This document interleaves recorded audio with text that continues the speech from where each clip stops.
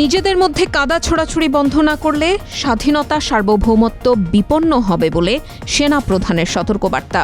ডিসেম্বরের মধ্যে নিরপেক্ষ নির্বাচনের প্রত্যাশা। উপদেষ্টা পরিষদ থেকে পদত্যাগ করলেন নাহিদ ইসলাম। এখন সরকারের চেয়ে রাজপথে থাকা বেশি প্রয়োজন মন্তব্য।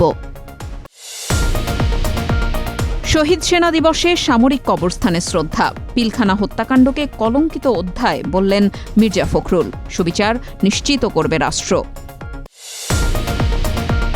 $29 মিলিয়ন বিষয়টি খতিয়ে দেখবে এনজিও ব্যুরো, জানালেন অর্থ উপদেষ্টা। দেশের স্বার্থবিরোধী কাজে ব্যবহার হলে নেওয়া হবে ব্যবস্থা। ইউক্রেন ইস্যুতে জাতিসংঘে রাশিয়ার পক্ষে যুক্তরাষ্ট্রের বিরল ভোট। শান্তি চুক্তি মানেই কিয়েভের আত্মসমর্পণ নয়, বললেন ফরাসি প্রেসিডেন্ট। স্বাগতম টিভিএস নিউজ অব দ্য ডেতে। এতক্ষণ শুনছিলেন শিরোনাম, এবারে বিস্তারিত। আগামী ডিসেম্বরের মধ্যে নির্বাচনের প্রত্যাশা জানিয়ে মারামারি, কাটাকাটি আর কাদা ছোড়াছুড়ি বন্ধ করার জন্য সব পক্ষের প্রতি আহ্বান জানিয়েছেন সেনাবাহিনীর প্রধান জেনারেল ওয়াকারুজ্জামান। তা না হলে স্বাধীনতা ও সার্বভৌমত্ব বিপন্ন হবে বলে হুঁশিয়ারি করে তিনি বলেছেন, আমি আজকে বলে দিলাম, নইলে বলবেন সতর্ক করিনি। 24 ফেব্রুয়ারি জাতীয় শহীদ সেনা দিবস উপলক্ষে মহাখালীর রাওয়া ক্লাবে পিলখানায় সংগঠিত নির্মম হত্যাকাণ্ডে শাহাদাত বরণকারী শহীদ অফিসারদের স্মরণে আয়োজিত এক অনুষ্ঠানে কথা বলেন সেনাপ্রধান। তিনি বলেন, আজকে পুলিশ সদস্য কাজ করছে না, কারণ তাদের অনেকেই জেলে। RAB, BGB panicked. দেশের শান্তি রক্ষার দায়িত্ব শুধু সেনাবাহিনীর না, আনসার বাহিনী আছে।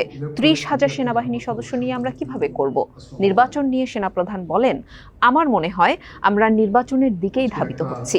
18 মাসের কথা বলেছিলাম, ডিসেম্বরের মধ্যে একটি সুষ্ঠু ও নিরপেক্ষ নির্বাচন প্রত্যাশা করছি। তিনি আরো বলেন, সেনাবাহিনীর ওপর আক্রমণ করবেন না। সেনাবাহিনী এবং সেনা প্রধানদের প্রতি বিদ্বেষ কারো কারো, কি কারণে জানি না।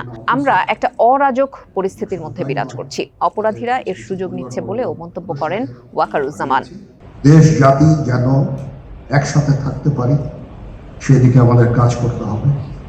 আমাদের মধ্যে মতের বিরোধ থাকতে পারে, চিন্তা চেতনার বিরোধ থাকতে পারে, কিন্তু দিন শেষে যেন আমরা সবাই দেশ এবং জাতির দিকে খেয়াল করে আমরা যেন এক থাকতে পারি। তাহলে এই দেশটা উন্নত হবে, এই দেশটা সঠিক পথে পরিচালিত হবে।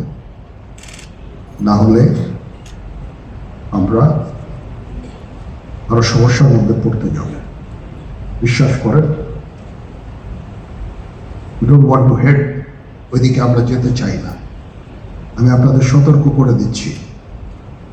পরে বলবেন যে আমি সতর্ক করিনি, আমি আপনাদের সতর্ক করে দিচ্ছি।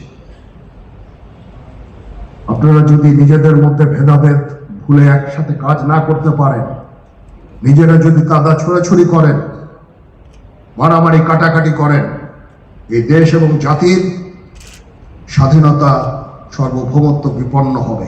অন্তর্বর্তী সরকারের উপদেষ্টা পরিষদ থেকে পদত্যাগ করেছেন ডাক, টেলিযোগাযোগ ও তথ্য প্রযুক্তি মন্ত্রণালয়ের উপদেষ্টা নাহিদ ইসলাম। কারণ হিসেবে তিনি বলেছেন, দেশের বর্তমান পরিস্থিতিতে সরকারের থাকার চেয়ে তার রাজপথে থাকাটা বেশি প্রয়োজন। 25 ফেব্রুয়ারি দুপুরে প্রধান উপদেষ্টার বাসভবন যমুনার সামনে এক সংবাদ সম্মেলনে নাহিদ ইসলাম এই কথা বলেন।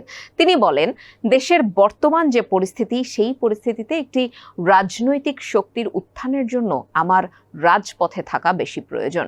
ছাত্র জনতার কাতারে থাকা প্রয়োজন। আমরা যে গণতান্ত্রিক পরিবর্তনের আকাঙ্ক্ষা করি, সেই আকাঙ্ক্ষার জন্য এবং গণ অভ্যুত্থানে যে ছাত্র জনতা অংশগ্রহণ করেছে, সেই শক্তিকে সংহত করতে আমার মনে হয়েছে সরকারের থেকে রাজপথে আমার ভূমিকা বেশি হবে। আমার যারা সহযোদ্ধারা রয়েছেন তারাও এটি চান। সেই পরিপ্রেক্ষিতেই আমি আজ মূলত পদত্যাগপত্র জমা দিয়েছি।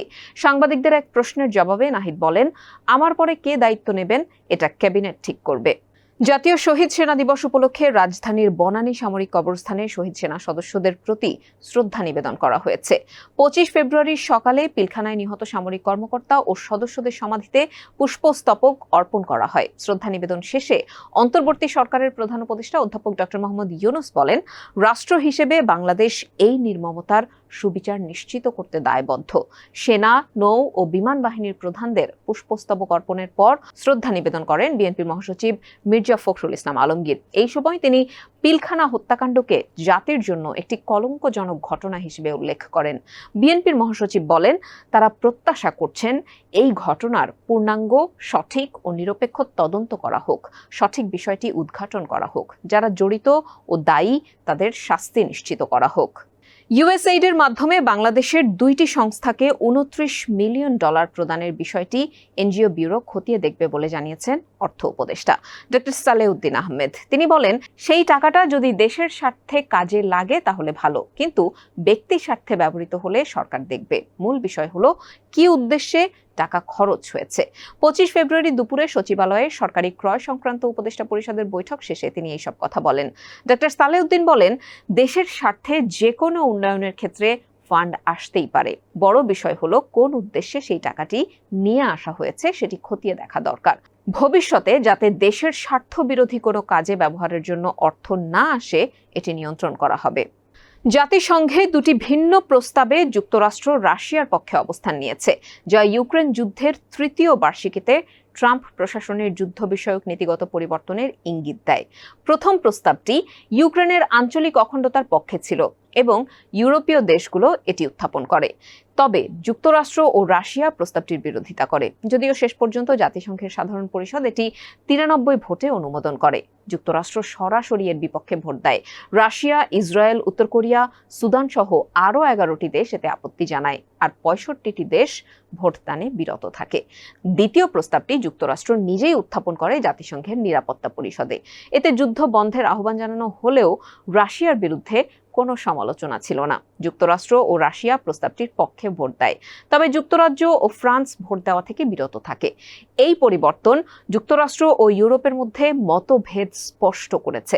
ফরাসি প্রেসিডেন্ট ম্যাক্রো এবং ব্রিটিশ প্রধানমন্ত্রী স্টারমার ট্রাম্পের সঙ্গে বৈঠকে বসছেন এই মতপার্থক্য কমানোর জন্য। ট্রাম্প প্রশাসনের নীতি ন্যাটোর ভূমিকা ও ইউরোপের নিরাপত্তা নিয়ে সন্দেহ সৃষ্টি করেছে। এই ছিল আজকের টিবিএস নিউজ অব দ্য ডেতে। সাথে থাকার জন্য ধন্যবাদ।